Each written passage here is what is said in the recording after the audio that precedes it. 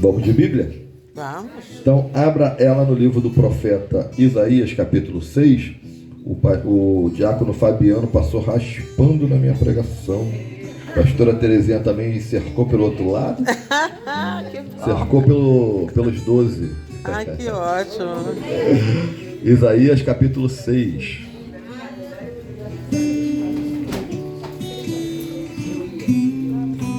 Hoje, consagração. Se doer, você fala ai. Se doer muito, você fala ui. Eita. Vale a pena. Vou pegar leve. Isaías capítulo 6. Apenas o verso de número 8. Quem achou, dá um glória a Deus. Glória a Deus. Igreja afiada na palavra. Todos conhecedores do Evangelho. Isaías capítulo 6, verso de número 8, para você tomar o teu assento. Depois disso, ouvi a voz do Senhor, que dizia: a quem enviarei? E quem há de ir por nós? Então disse eu: eis-me aqui, envia-me a mim. Pode tomar o teu assento, Glória a Deus. e exaltando o nome O do Senhor. nosso Deus Todo-Poderoso. Estamos em um texto que é um texto que foi um marco na vida do profeta Isaías. Por quê? Porque até o capítulo de número 6, Isaías ele conhecia a Deus, mas apenas de ouvir falar. Embora ele já tivesse o seu ministério, mas ele ainda não tinha tantas experiências como ele começou a ter a partir do capítulo de número 6, ao ponto de alguns capítulos à frente, nós hoje intitularmos como profeta messiânico, ou seja, aquele que mais profetizou sobre a vinda do Messias na terra. Até o capítulo de número 6, a Bíblia ela relata que Isaías ele era sobrinho de um rei chamado Uzias. Os estudiosos vão dizer que Uzias ele era um rei bondoso, ele era um rei que tinha uma grande expressão sobre Israel. Isaías ele era um rei que tinha uma autoconfiança. A autoconfiança em algum momento ela vai ser útil na minha vida e na tua vida. Todos nós precisamos ter autoconfiança naquilo que nós nos colocamos a fazer. Porém, nós temos que medir essa autoconfiança, porque quando essa autoconfiança ela esbarra na vontade, quando essa autoconfiança ela esbarra no poderio de Deus, é perigoso. Porque Isaías ele era um rei. Então a função do rei era governar. A função do rei era administrar. A função do rei era dar ao povo as suas necessidades básicas. A função do rei era proteger o seu reinado e o seu povo. Só que um dia a autoconfiança de Isaías passou pela soberba, pela altivez, pelo orgulho, e ele entra no templo e ele vai fazer aquilo que não era para ele fazer. Aquilo que era para o sacerdote fazer, ele vai entender que ele também era capaz, que ele poderia, e por ele ser rei, ele também teria condições de fazer. E quando ele faz o que não era para ser feito, ele vai adquirir uma lepra. E a lepra, naquele período, era uma doença de morte, não tinha cura. Era como se trouxéssemos para os dias de hoje, como se fosse, talvez, o câncer. A AIDS também é uma peste, não deixa também de ser uma doença que não tem a cura, mas ela é evitável. Se a pessoa não praticar o ato desprotegido, é claro que a probabilidade dela de adquirir é mais difícil. a não ser que pelo erro médico, numa transfusão de sangue. Fora isso, não tem chance de adquirir aquela doença. O câncer não. O câncer ele é uma doença covarde. É uma doença que está sempre aparecendo no momento mais difícil daquela pessoa. E o que faz a diferença nesse momento é a tua fé, é a presença do Deus que você serve. Porque é uma doença que quando o médico dá o veredito, é natural o ser humano temer. É natural o ser humano pensar, vou embora. É natural o ser humano falar, eu não tenho forças para combater, para lutar contra essa doença. Então nós sabemos que existe certos tipos de doença que só Deus para intervir, só Deus para curar. A lepra nesse período também era dessa maneira. Quando Isaías ele adquire aquela lepra, ele não dura muito tempo, porque a lepra naquele período de tempo era uma doença de morte. Então Isaías ele era um profeta. Isaías ele era sobrinho desse rei. Então Isaías ele tinha em quem se apoiar. Isaías ele tinha em quem se agarrar. Isaías ele tinha quem o protegê-lo. Isaías tinha quem ele pudesse usar no momento de dificuldade. Se ele precisasse comer, o rei provia. Se ele precisasse vestir, o rei o dava. Se ele precisasse de algo material, tinha o seu tio para suprir a sua necessidade. Mas no capítulo 6, a história de Isaías ele muda. Porque parece que Isaías ele vai entrar no templo, parece que num culto como esse, uma consagração, porque naquele momento Deus olha para ele, aponta a ele e vai falar, a partir de hoje, eu vou te separar para ser o meu profeta. Aleluia. Num culto de consagração como este, parecido. Porque o capítulo 6, do verso 1, vai dizer assim, não vai dizer o dia, ou não vai dizer o momento, não vai dizer se era de manhã, à tarde ou à noite. Então vamos supor, vamos conjecturar que foi pela parte aproximadamente às 6:30 da tarde que Isaías ele adentra naquele templo, porque ele sempre adentrava ao templo. Isaías estava sempre ali. Só que num dia Deus marcou para ter um encontro com ele. É claro que nós, como os cristãos, a gente está sempre no templo. No templo terça-feira, na quinta, no domingo. Só que em um desses dias, Deus marcou para ter um encontro com Isaías. E em um desses dias, o Senhor pode ter marcado um encontro contigo para falar contigo diretamente. E esse dia pode ter sido hoje. Aleluia. Então Isaías ele vai começar a relatar o capítulo 6 da seguinte maneira. No ano em que morreu o rei Uzias, que era o seu tio, eu vi o Senhor assentado sobre um alto e sublime trono. O seu séquito enchia todo o templo. E aqui eu quero abrir um parêntese. Por quê? Porque Isaías ele está tendo uma revelação direta de Deus. Porque Deus está dizendo que naquele dia o céu se abriu, o céu ficou baixinho e ele viu o quê? Ele viu um trono e um assentado sobre ele. E quando ele vê esse trono e ele vê um assentado sobre ele, ele vai dizer que o séquito enchia o templo. É claro que algum significado pode mudar toda a trajetória de um texto, mas todo significado ele tem uma utilidade. E um dos significados de séquito significa cortejo. Mas o outro significado de séquito significa a orla das vestes, a orla do manto. E isso faz uma grande diferença e eu vou te explicar depois o porquê. Então, quando o séquito, a orla, ela enche todo aquele templo, Isaías ele continua falando aquilo que ele estava vendo. E os serafins voavam.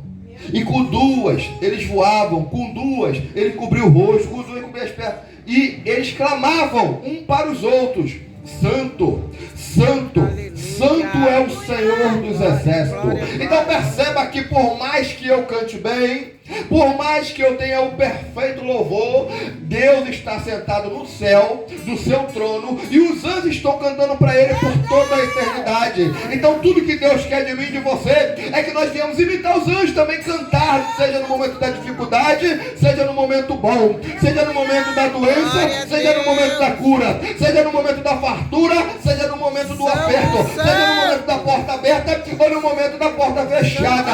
Haja o que houver, Ele sempre será Deus. Aleluia. Porque é gostoso cantar esse louvor quando Deus faz, mas quando Ele não faz, quando há uma notícia positiva, quando há uma notícia que aquilo que o meu coração ele se aquece, Deus é Deus, Ele fez, mas quando Ele não faz. Então Deus ele leva Isaías nesse capítulo 6 para Isaías ter uma experiência com Ele. Qual experiência? Aquela bengala, aquela muleta, aquilo a que ele se apoiava, Deus falou assim: eu vou retirar, para mostrar para você que o teu protetor, o teu guardião, o teu provedor nunca foi o teu tio Zias, sempre fui eu. Nunca foi o homem, sempre foi Deus. Não foi o médico, foi o médico dos médicos que curou o Luiz, foi o médico dos médicos que operou o Luiz. Deus usou o homem, mas quem fez todas as coisas foi Ele. Que faz tudo na minha vida. Então perceba que muitas das vezes quando a gente tem um emprego, a gente coloca o emprego na frente da obra de Deus, até que Deus retira aquele emprego, para que nós venhamos entender que nunca foi aquele emprego que nos sustentou, sempre foi Deus. Porque mesmo com a porta fechada não falta nada na tua casa. Mesmo com a porta fechada não falta feijão na tua casa. Mesmo com a porta fechada não falta alimento, não falta calçar, não falta um vestir. Porque Ele é o nosso sustentador. Ele é aquele que é o nosso mantedor. Ele é aquele que sustém a casa. Ele é aquele que coloca a comida na tua panela, a roupa no teu guarda-roupa, a carne na tua... Ele é aquele que sustenta todas as coisas da minha vida e na tua vida. Meu Deus. Porque quando nós temos um emprego, a gente entende que é aquele patrão, é aquela empresa, é aquele dinheiro que vai fazer com que no final do mês eu pague as minhas contas, eu não passe fome, eu tenho algo de dar para o filho, algo de dar para as filhas, algo para dar para o esposo, para a esposa, mas nunca foi o homem. Sempre foi Deus.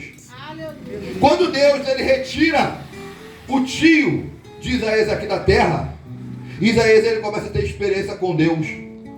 Quando Deus ele te dá a saúde, mas quando ele permite que você passe por uma situação difícil, não é porque ele quer que você entenda que ele permitiu você parar ali porque ele não te ama ou porque ele não te quer.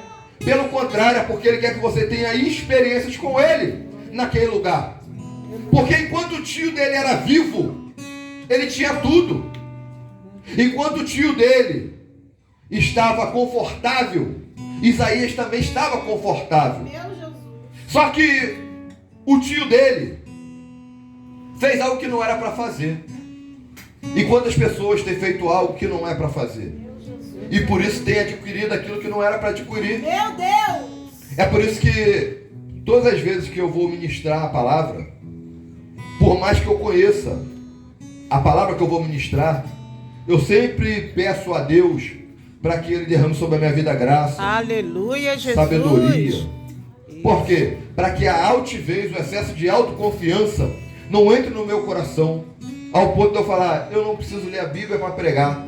Meu Jesus. Por quê? Porque existe uma história que havia um homem que toda vez que ele ia pregar, diáconos, ele entrava na igreja com uma mala prateada. E essa mala prateada ela tinha 3 cadeados. E ele era um grande pregador da palavra. E toda vez que ele ia pregar, ele entrava com essa mala. Até que um dia alguém perguntou para ele: por que tanto você anda com essa mala? Você não se desgruda dela de jeito nenhum. Meu Jesus. Toda vez que o culto acaba, você pega ela e vai embora. Tem dinheiro aí dentro? Tem algo de valor? Ele falou: olha, eu não revelo isso para ninguém, mas para você eu vou revelar. E aí ele abriu o primeiro cadeado, abriu o segundo cadeado, abriu o terceiro cadeado. E dentro daquela mala tinha uma camisa de um deputado furado no peito, uma bermuda jeans toda surrada, já esfarelando, e um chinelo havaiano com prego embaixo. Ele falou: mas por que você guarda algo desse jeito dentro de uma mala tão valiosa? Aí ele olhou para aquele homem e falou: para toda vez que o orgulho, que a altivez, que o excesso de confiança e a soberba Aleluia! está dentro do meu coração, eu abro essa mala e eu vejo da onde Deus me tirou, quem eu era e Meu onde Ele Senhor me da colocou. glória! Então, todas as vezes que eu venho ministrar a palavra de Deus, eu tenho um temor. Por mais que eu conheça o texto, eu peço a Deus para que Ele possa ser o meu verdadeiro fio condutor. Aleluia! Para que tudo que eu venha falar, para que tudo que eu venha ministrar, venha a ser aprovado e direcionado por Ele, do céu. Então, Isaías, ele começa a ter essa experiência com Deus. Por quê? Porque ele está vendo o céu, ele está vendo o trono, ele está vendo um assentado sobre o trono, ele está vendo anjos voando. Só que, dado o momento, Isaías ele cai no senso.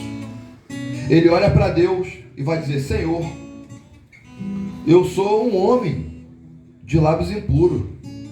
Eu habito no meio de um povo de impuros lábios, e os meus olhos viram o rei.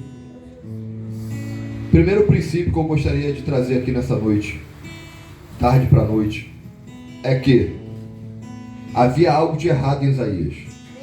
Havia uma lepra em Isaías. Havia um pecado em Isaías.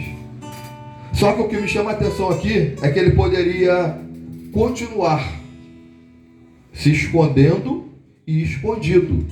Mas a primeira coisa que ele faz é trazer para a luz aquilo que estava em oculto. Mesmo que nada possa ser oculto aos olhos de Deus. Mas ele confessa: Senhor, o problema está onde? Está na minha língua. Eu falo aquilo que não era para me falar. Eu falo na hora que não é para me falar. Eu falo demais. Tem coisa que é para mim travar e quando eu já falei, já arrumei problema. Então Isaías, primeiro ponto, ele confessa onde está o seu problema. O problema de Isaías estava na língua, estava na boca. Olha para o teu irmão do lado. Valeu o teu. Aonde está? E o teu? E o nosso, onde está? Porque aquilo que você não confessa, aquilo que eu não confesso, ele está em oculto. E tudo aquilo que está em oculto está na jurisdição do diabo. Ele tem um direito legal, ele tem uma legalidade autorizada por Deus, mas nas mãos dele. Então tudo aquilo que está escondido eu tenho que trazer para a luz. Era um culto de consagração para Isaías. Isaías precisava se consagrar primeiro, para que depois ele se tornasse o profeta que Deus esperava que ele acabou se tornando. Então Deus vai mandar o anjo, ou serafim, pegar uma brasa do altar, passar nos lábios de Isaías. Por quê? Porque ele confessou. Ele disse onde estava o problema dele. Porque eu posso te enganar, mas eu não posso me enganar. Porque a lepra ela não começa de fora para dentro, ela começa de dentro para fora. Através de um vírus, de uma bactéria.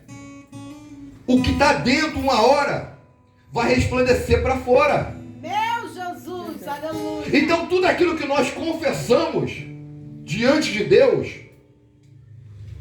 o inferno perde a validade. Então Isaías ele vai confessar qual é o problema. O problema está na língua, está na minha boca. Eu xingo. Quando eu estou muito nervoso, eu estou estressado, eu mando todo mundo para não sei para onde. Eu falo aquilo que não é para falar, eu gosto de fofocar, eu gosto de falar mal do irmão, eu gosto de caluniar, está na minha boca, está na minha boca. Aí Deus vê que Isaías confessa.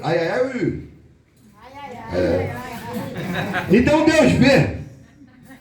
Por que, amado? Ser sincero. É claro que nós não somos caluniadores, nem fofoqueiros, né? Ninguém é fofoqueiro, ninguém é. Mas é claro que nós vamos nos deparar em alguma da nossa vida com alguém assim. Aí às vezes tem pessoas que vai no Facebook, na rede social e coloca lá.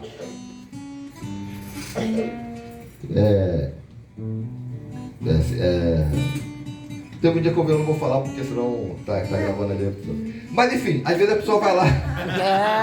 Vigiando. Tá gravando, tem que vigiar. Mas às vezes a pessoa bota numa rede social algo que não precisa botar, todos nós sabemos, mano. O que acontece através daquela postagem, acontece comigo, acontece contigo, acontece com todos nós. O ingrato, aquele que te traz foi aquele que tu mais ajudou. Precisa postar ali? Isso já aconteceu contigo? Levanta a mão. Só você que já ajudou uma pessoa e a pessoa foi ingrata contigo. Levanta a mão, deixa eu te conhecer. Nossa. Precisa você postar ali? Não. Só que ele levantou a mão que foi a Gigi, a Esté e o Caleb. São crianças o restante. Então por que você vai postar algo ali se você sabe que isso acontece na tua vida? E vai continuar acontecendo. Cabe eu e você não fazer o que eles fazem. Nós que não podemos nos comparar com eles. Então, Isaías. Tava bem?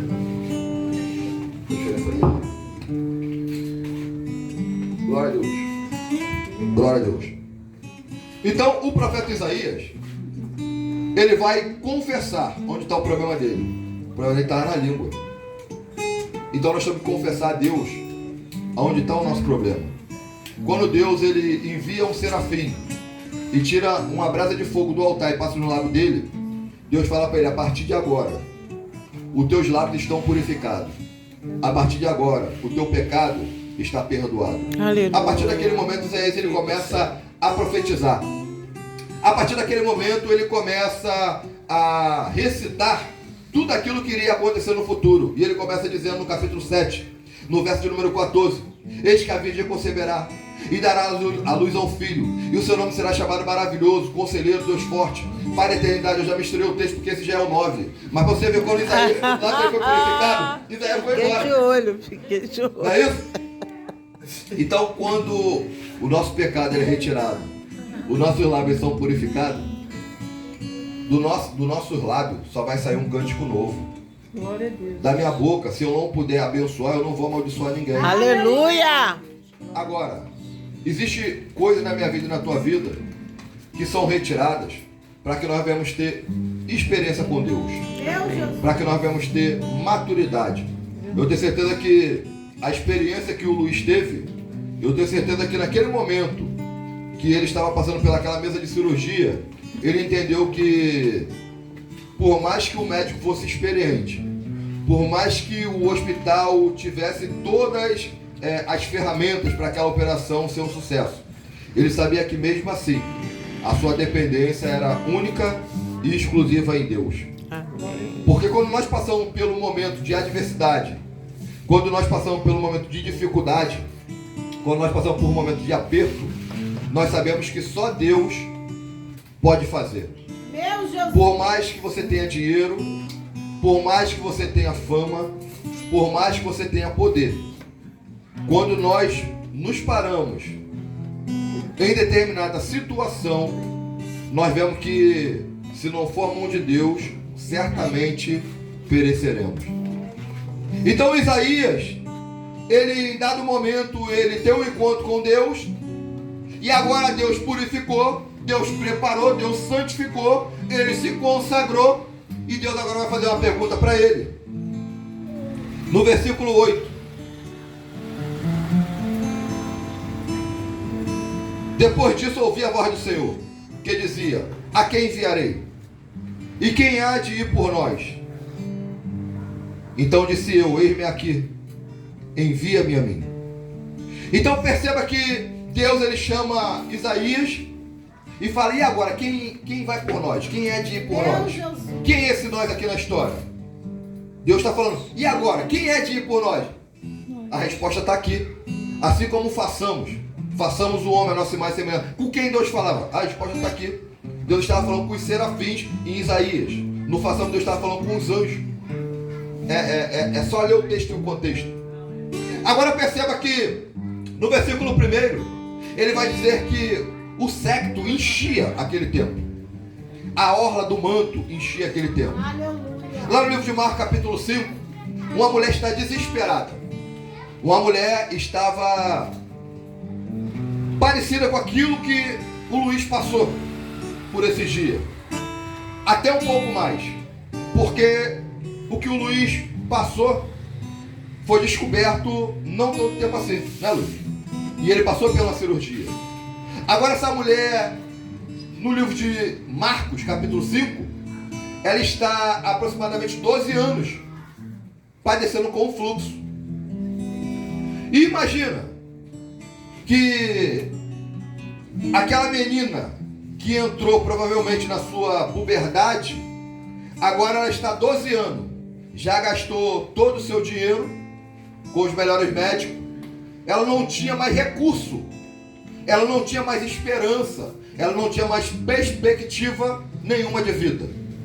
E naquele período de tempo, havia um determinado lugar que as pessoas que estavam naquele período de purificação, ou seja, passando no período menstrual, tinha que estar separado, não podia se misturar. Porque, segundo a lei, todo aquele que tocasse naquela menina se tornaria impuro. Então era necessário ela ser separada. E eu fico imaginando aquela menina, 12 anos, padecendo. E entrando uma menina da idade dela, e passando o período de purificação, indo embora e voltando. E ela ainda ali. E passava-se um tempo, aquela menina, outras meninas, amigas, voltava num período menstrual, purificava e ia embora.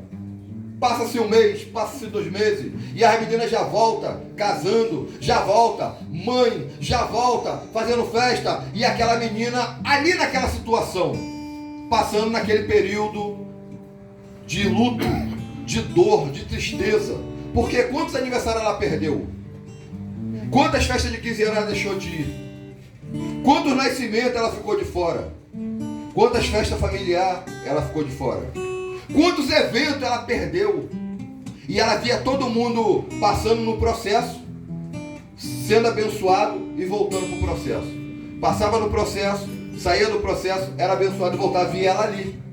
Até que ela tem 2 escolhas. Qual? A primeira, ficar ali e morrer. A segunda, tocar em Jesus. Por quê? Porque naquele período de tempo ela ficou com medo. Porque acredito que tinha muito fofoqueiro naquela época. Então ela pensou, se eu sair daqui desse arraial e for até Jesus, alguém vai me ver e vai me caguetar. Naquele período de tempo tinha fofoqueiro. Hoje não tem mais não, tem? Com certeza. Os vizinhos ficavam tudo de olho para ver se alguém ia pular lá. Hoje o vizinho fica de olho. Com certeza, sim. Os fofoqueiros são registrados. Então perceba que aquela mulher ela tinha 2 opções. A primeira, ficar e morrer. A segunda, romper e viver. Aquela mulher, ela opta em romper e viver. Por quê? Porque segundo Isaías, no ano que o seu tio morreu, no ano que ele viu um trono, ele viu o Senhor sentado sobre o trono, ele viu também um século. Ele viu as orlas do Senhor sobre aquele tempo. Então ela pensou, se eu tão somente tocar na orla das vestes, tão somente eu ficarei Curada. Aquela mulher, ela rompe. E aquela mulher, ela tem uma grande dificuldade, porque toda vitória, ela tem dificuldade para chegar na minha vida e na tua vida. Nada é de mão beijada, nada é fácil. Toda cura tem processo. Tudo aquilo que você pede a Deus tem um tempo. Aquela mulher, ela vai rompendo a multidão. Ela vai rompendo a multidão. Ela toca onde? No séquito do Senhor. E quando ela toca no séquito, na orla do manto do Senhor, o Senhor para aquele cortejo. Por quê? Porque ele vai falar, alguém me tocou. Meu Jesus. Porque de mim saiu virtude. Quando está tudo bem na minha vida e na tua vida, nós tocamos no Senhor, mas de uma maneira. Mas quando as coisas não saem da maneira que nós esperamos, quando nós estamos passando por um processo com pessoas que a gente amamos, quando nós estamos passando num processo financeiro, pessoas te cobrando na tua porta, cobrando na escola, quando nós estamos passando por algum grau de dificuldade, nós tocamos no Senhor, mas de uma forma diferente. Nós tocamos o Senhor através de um clamor. Porque existe a oração, que é uma conversa com Deus. Existe o clamor, que é você conversar gritando com o teu pai. E existe a súplica, que é você conversando, gritando e chorando, e gemendo. E para você chorar e gemer, essa é uma situação difícil, porque quando está controlado, você tenta dar o teu jeito, eu tento dar o meu jeito. Assim como Isaías estava confortável em algum momento da sua vida, mas quando apertou, quando seu tio foi retirado, ele entendeu que a sua dependência sempre foi de Deus. Então que você venha entender que a tua dependência foi e sempre será o teu Deus.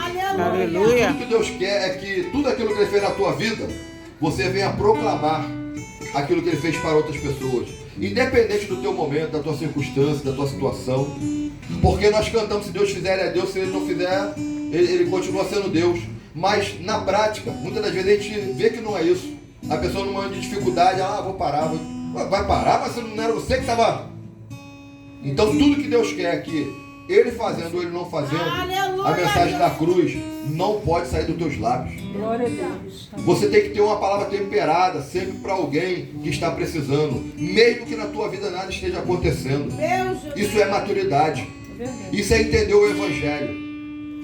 Porque quando está tudo bem, eu pregar, eu incentivar, eu ter uma palavra boa para te dar, é muito fácil. Mas quando as coisas não acontecem, quando as coisas estão difíceis, quando as coisas estão no aperto, eu não tenho nada acontecendo dentro da minha casa. Mas eu tenho que ter algo de bom para te entregar. Eu tenho que te colocar para cima, eu tenho que te colocar de pé.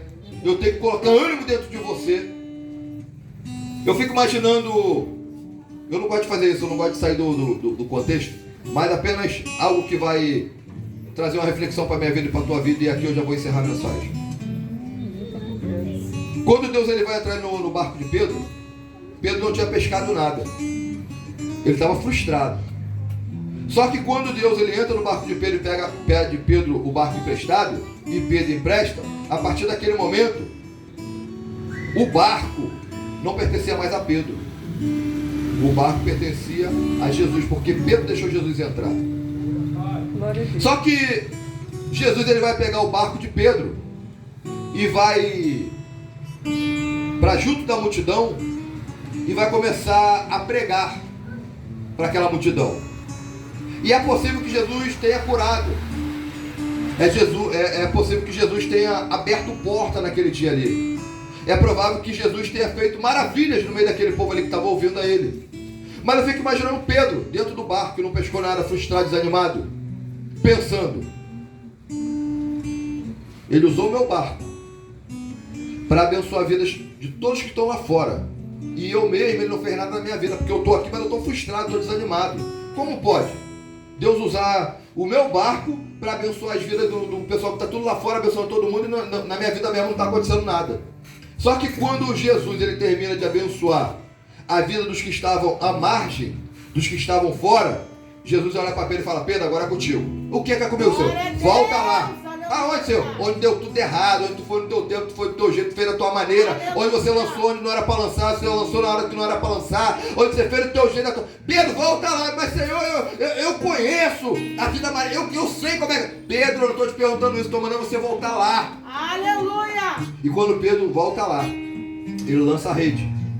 Ele tem a maior pescaria da vida dele. Isso quer dizer que independente do teu momento, independente da tua vida, Jesus ele quer usar o teu barco. E quando ele abençoa outras vidas, ele vai voltar e vai abençoar a tua. E ele pergunta nessa noite: quem irá por nós? Tudo que ele quer de mim e de você é que eu e você levantamos a nossa mão cansada e dizemos para ele: eis-me aqui, Senhor. Aleluia. Usa-me, Senhor, para ganhar almas para ti, para fazer a tua obra, para ser um porta-voz, para ser um instrumento em tuas mãos. Então, independente do teu momento, independente da tua situação, nunca pense em retroceder, nunca pense em parar, nunca pense em desistir, porque Deus é contigo e Ele conta contigo na obra dele. E assim eu quero agradecer a oportunidade de nome de Jesus. Aleluia.